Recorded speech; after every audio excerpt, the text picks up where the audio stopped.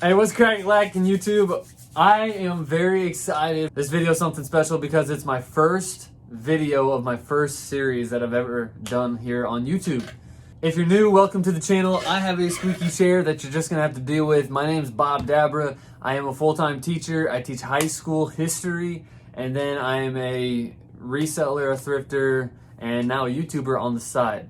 If you like the video, please like the video because I'm a super small channel. Very happy to hit 500 subscribers, but a like goes a very long way for me. So like the video if you like this video. So I've been thinking about a way to spice up my YouTube channel or be something different. And I was talking with a buddy here in my hometown. He gave me this crazy idea. He's like, you are a teacher, you're a coach. You are a thrifter and a reseller and an eBayer and a YouTuber. Why don't you just combine all of you and make videos about it? And I was like, oh my goodness, what a brilliant idea. So that's exactly what I'm gonna do. I love vintage graphic t-shirts. They are very appealing to me, and I love the story behind the t-shirts. Or like asking, why does that t-shirt exist? And I also love teaching. I am a teacher, I like teaching. So I'm gonna smash those two worlds together, and I'm gonna teach you guys history through t-shirts.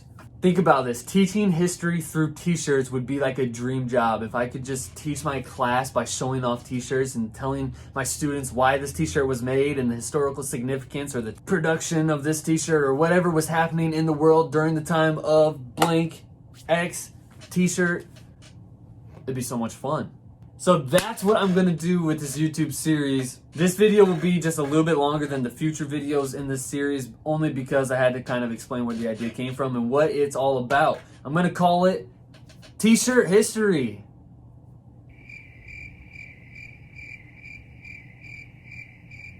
Or maybe I should do history T, or no, T history.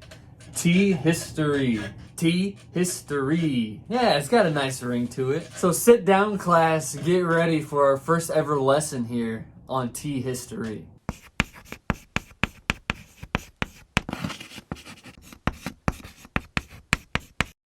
So the first t-shirt we're gonna do is the Reebok Human Rights Now graphic t-shirt. So I'm going to teach you guys a little bit of crazy history, some very ironic happenings, a little hypocrisy that happens around this t-shirt. Now I'll give you guys the upside down all around view action on this t-shirt. You can see on the front, it's a big graphic, got someone in the middle just straight flexing on the wall. Big bold letters on the bottom, Human Rights Now, made possible by Reebok Foundation. This t-shirt is from 1988. It is on that Reebok sport tag, and then if you flip it over to the back, Reebok was on a world tour going around the world and apparently talking about human rights. And as you can see down on the back, you got a bunch of quotes in different languages. So what is it about this t-shirt? When I saw the t-shirt, I had to have it. I'm actually teaching my class right now about human rights. We just started our human rights unit. So it goes perfectly with what I'm actually doing in my classroom right now. And I just wanted to know more information about like this t-shirt, where this come from, why is Reebok doing human rights movements type of stuff in 1988 out of all the decades to do human rights stuff. So here's a little history lesson on this crazy t-shirt, the beautiful graphics, the big front logo, and where it's coming from and what it means. So I found out this t-shirt was given to activists under the age of 30. Back in 1988 was the first year they did it, all started. And basically Reebok wanted to promote human rights, and they would find people who are doing good in the world, and they'd give them some money to go out and do more good with human rights activists and like basically people who were human rights activists trying to do good for human rights around the world. So in 1986, the two head executive directors of Reebok, they were talking to this guy who put on music festivals or concerts to raise awareness for human rights. Now keep in mind, this is 1988, you got Reaganomics going on, you got some crazy like purple scare stuff going on, and the 60s was really like human rights. So someone 20 years later is reviving this human rights movement and wanting to get the word out there about human rights in the 80s, late 80s at that. But yeah, anyway, the two head directors of Reebok were talking to this guy and they thought it was a pretty cool idea. So then 2 years later, boom, it's in full force. and Reebok is doing their own little human rights type of promotion. Now, in all reality, it's really cool. I bought the t-shirt because like I'm all for human rights. I teach about human rights. I think it's awesome, and to have it on a t-shirt from the 80s, like, it's even better. Anyway, we go on. Now, there's no Twitter or Instagram, no social media back in the day, so Reebok is struggling to get their word out that they're now promoting like human rights with their stuff. So they start doing concerts, where the original idea came from. And anybody who they can get to perform for them, they dress them up in Reebok gear, slap some Reebok shoes on them, and they have them perform human rights now in big red letters, you know, up on like the stage. It's trying to get the word out, which in theory is awesome to promote human rights. And when you get a big company doing something good in the world, that's awesome.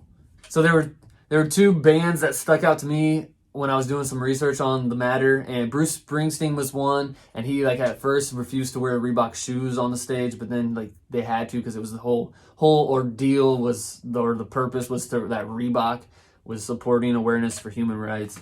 So Bruce Springsteen performed to promote at one of these concerts, and also Sting did as well. Now there's a white version of this t-shirt. Instead of it being black, it's white. And the lead singer of Sting, the band, signed one of these. And now that t-shirt, that specific t-shirt that he signed is like hanging in some fancy museum right now. But it's kind of weird because as I was researching it, it's not in a human rights museum, and it's also not in a rock concert type of music museum. It was just some fancy like gallery, at least from what I understand.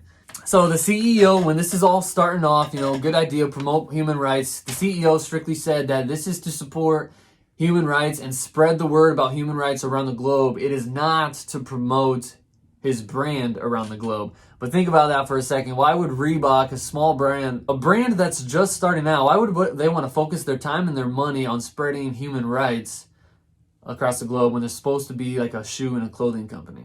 So it's hard for me to believe that he was actually going around the globe trying to promote human rights. He was probably going around the globe to put his brand on something good, something people can latch onto and get that emotional connection to. And so then you're gonna have people that in Tokyo, in Abidjan, in Sao Paulo, and Mendoza, you're gonna have people in those countries seeing human rights stuff associated with the brand Reebok, and then they're gonna obviously go out and they're gonna buy themselves a pair of Reebok shoes instead of like a pair of Nike shoes. So I think common sense or good business might tell you that, yeah, it is to actually associate his brand or pump his brand out there into the world. Hey, not a bad strategy though. Got to give him some credit. Okay, so anyway, the twist to this t-shirt, the irony or the hypocrisy that goes with this t-shirt. Okay, so we fast forward a couple years later, Reebok, they're still handing out awards to people who are doing good in the world, people who are doing human rights stuff. They're still giving out these awards. So then in 2002, a girl named Dita Sari, who lived in Indonesia, won the award, or was nominated for this little Reebok Human Rights Award. And she focused on the human rights in the workplace in third world country. And she was doing research and stuff on this, and was an activist in Indonesia for human rights in the workplace. And all of her work was dedicated to making change in sweatshops or factories in third world countries. That's what, like, she wanted human rights for the workers in sweatshops, basically. You see where this is going yet? So she's nominated for the award for human rights activist. She's doing good in the world, and she denies the award, right? We're still in 2002. She denies the award, and then she goes on and puts Reebok on blast, saying, I can't accept this award for human rights when I do my work about like human rights in sweatshops and stuff. And then she calls out Reebok. She's like, I know your Reebok factories in third world countries have very poor working qualities for the people in those sweatshops. So Reebok nominated someone who went around and turned it and was like, you are the person I'm fighting against, Reebok. Can you imagine? Oh my gosh. So Reebok just shot themselves in the foot. So she's like, no, I'm not accepting your award. You're a hypocrite. You want to promote human rights, but then you violate human rights in your sweatshops in third world countries. You're a hypocrite. And long story short, 2007 was the last year Reebok did anything with human rights. After 2002, they had quite an obvious struggle to promote what they were doing, or to at least get people behind what they were doing. But I guess the positive out of this scenario is that human rights were promoted throughout this whole process. From 1988 to 2007, Reebok had a good run with this whole idea. Very good idea still, in my opinion. Great marketing strategy. And I get to have a pretty cool t-shirt from it. So guys, that's going to do it. That's going to wrap up the first episode, the first history lesson on T-History. If you enjoyed it, if you like what I'm doing here, give it a thumbs up. It means the world to me and it helps me grow. And I guess I'll see you guys on the next one.